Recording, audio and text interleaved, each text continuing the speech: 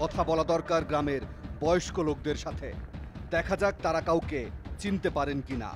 এই এলাকার আমার বাইস্তার বা আমার চাচার পোলার এরকম চাকরি হয়েছে আমরা জানতাম, এটা একটাও নাই এখানে, সব হলো ফাও। তবে গ্রামের বেশ কিছু মানুষ দিলেন গুরুত্বপূর্ণ তথ্য।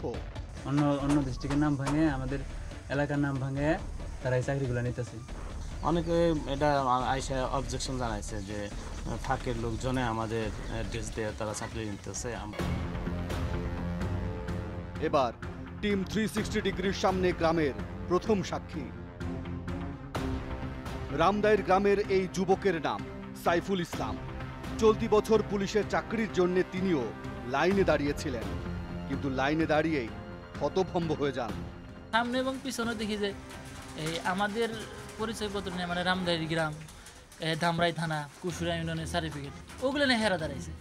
মানে তাদের ভাষাও ঠিক মতো বুঝি না, মানে আমরা যেরকমভাবে বলি এরকম না, এরকম টানা রাখবো। তখন আমি জিজ্ঞাসা করি, ভাই আপনি এই জায়গায় আইসেন, এগুলো কই পাইলেন? কতক্ষণ চুপ থাকে, কিছুই বলে না। তখন বারে বারে যখন বলি, আবার দু একজন এই জায়গায় থাকে, অন্য জায়গায় থাকে, আমার লাইন তো 3-4টা, অন্য জায়গায় কিছুই বলে না। সব ধরনের যোগ্যতা থাকার পরেও চাকরি না পেয়ে বাড়ি ফিরে আসেন সাইফুল। এখন তার চাকরির বয়সটাও শেষ হয়ে গেছে।